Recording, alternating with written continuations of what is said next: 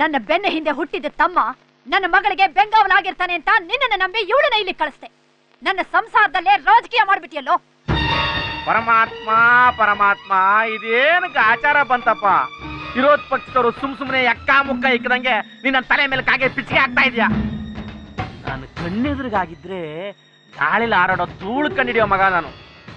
ನಾನು ಕಣ್ಣು ತಪ್ಪಿಸ್ತಾ ಈ ನಳದ ಮೈತಿ ಕತೆಗೆ ನನ್ನೇ ಡೈರೆಕ್ಷನ್ ಅಂತ ಇದೆಯಾ?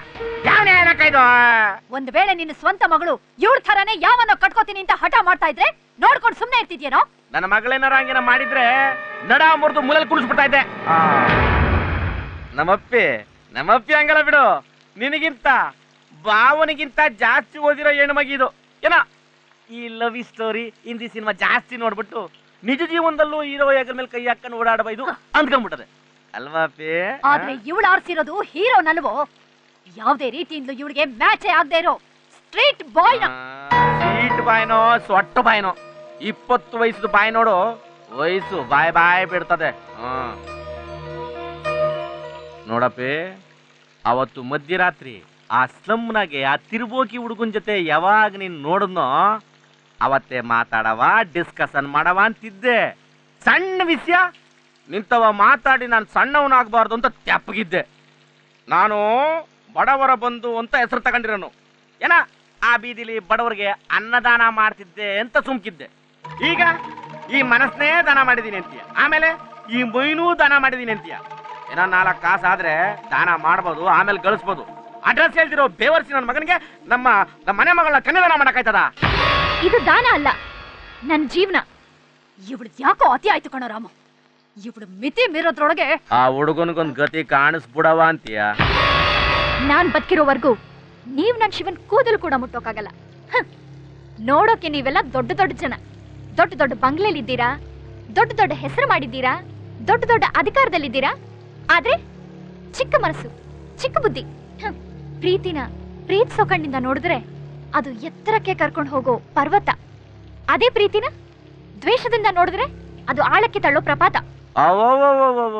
ನೋಡಕ್ಕೋ, ಪದ ಕಟ್ಟಕ್ಕೆ ಪಂಡಿತರ ಆಗ್ಬೇಕಾಗಿಲ್ಲ, ಲವ್ ಮಾಡಿದ್ರೆ ಸಾಕು, ಸಾಯ್ರಿ ಆಡ್ಬಿಡ್ಬೋದು.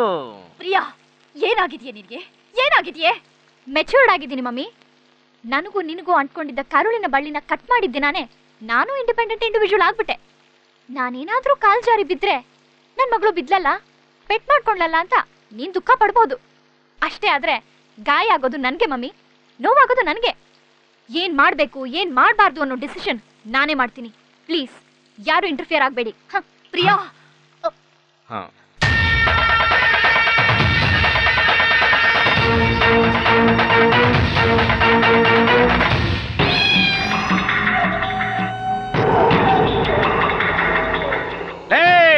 ನರಸಿಂಹ ಅಣ್ಣ, ಯಾರಲ್ಲ ಅವನು? ಒಂದ್ಸರಿ ತೋರಿಸ್ಬಿಡ್ಲಾ? ಯಾರ್ ಮುಸುಡಿ ಅಣ್ಣ? ಮನ್ಮತ್ತ ಏನ್ಲ ಅವನು? ತ್ರಿಪುರ ಸುಂದರ ಇಲ್ಲ ಅವನು? ಒಬ್ಬೇ ಇಲ್ಲ ಗಂಡಸು. ಯಾರ ಬಗ್ಗೆ ಮಾತಾಡ್ತಾ ಇದ್ದೀರಣ್ಣ? ನಾ ಯಾರಲ್ಲ? ಬಂದಿಖಾನೆ ಸಚಿವರಣ್ಣ.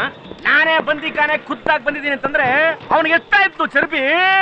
ನಾವು ನಮ್ಮ ಹುಡುಗಿನ ಬಂದೋಬಸ್ತ್ ಮಾಡಿ ಏರೋಪ್ಲೇನ್ ಹತ್ತಿಸ್ದು. ಆಕಾಶದಲ್ಲಿ ಆಡ್ಬೇಕಾಗಿದ್ದು ಹುಡುಗಿ ಈ ಲೋಪರ್ನ ಹುಡ್ಕೊಂಡು ಬಂದವಳೆ ಅಂತಂದ್ರೆ ಯಾವನ್ಲ ಅವನು? ಈ ಬಂದಿಖಾನೆ ಸಚಿವನ್ ಸಂಬಂಧ ಬೆಳೆಸಕ್ ಐಡಿಯಾ ಹಾಕವನಲ್ಲ ಅವನು. ಬ್ರೀಡ್ ಎಂತದ್ದು ನೋಡವ ಪಾರ್ಲಾ. ಎಲ್ಲವನವನು ಎಲ್ಲಿ?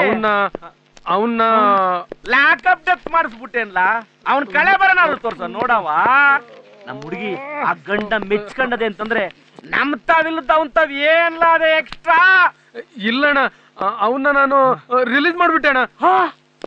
ರಿಲೀಸ್ ಮಾಡ್ಬಿಟ್ಟ ಅಂದ್ರೆ ಮನೆಗೆ ಕಳಿಗಿಸ್ಕೊಟ್ಬಿಟ್ಟ? ಅಲ್ಲಣ್ಣ, ನಿಮ್ ಹುಡುಗಿನೇ ಬಂದು ಬಿಡಿಸಿದ್ಲು. ಇಲ್ಲಣ್ಣ, ನೀನು ಸನ್ನೆ ಮಾಡೋಣ, ಅವನ್ನ ಅರೆಸ್ಟ್ ಮಾಡಿ ಎತ್ತಾಕೊಂಡು ಬಂದು ಕೂರ್ಸ್ತೀನಿ ನಾನು. ನೀನ್ ಎತ್ತಾಕೊಂಡ್ ಬಂದ್ಮೇಲೆ ಅವನ್ ಜೊತೆ ಕಬ್ಬನ್ ಗದ್ದೆಯಲ್ಲಿ ಸಾಂಗ್ ಆಡ್ಕೊಂಡು ರೊಮ್ಯಾನ್ಸ್ ಮಾಡವ. ನಾನು ಎಲೆಕ್ಷನ್ ಅಲ್ಲಿ ಮಾತ್ರ ನಿಂತ್ಕೊಂಡು ಮಿಕ್ಕಿದ ಕಡೆಗೆಲ್ಲ ಮಲಿಕೊಂಡೆ ವ್ಯವಹಾರ ಮಾಡ್ದವನು. ನೋಡ್ಲಾ ನನ್ನ ಮೈ ಮೇಲೆ ರೋಮ ಎಲ್ಲ ನಿಂತ್ಕೊಂಡ್ಬಿಟ್ಟದೆ ಅಂತಂದ್ರೆ ನನ್ನ ಯೋಚನೆ ಏನು ಅಂತ ನೀನ್ ಪೊಲೀಸ್ ವಾಸನೆ ತಿಳ್ಕ. ಅಲ್ಲಣ್ಣ, ಮೊನ್ನೆ ತಾನೇ ನಮ್ ಸ್ಟೇಷನ್ ಅಲ್ಲಿ 2 ಲಾಕಪ್ ಡೆತ್ ಆಗಿದೆ. ಪೇಪರ್ನವ್ರು ಬೇರೆ ಅದನ್ನ ಇನ್ನು. ಅಣ್ಣ, ಅವನ ಮೇಲೆ ಯಾವ್ದಾದ್ರು ಕೇಸ್ ಇದ್ದಿದ್ರೆ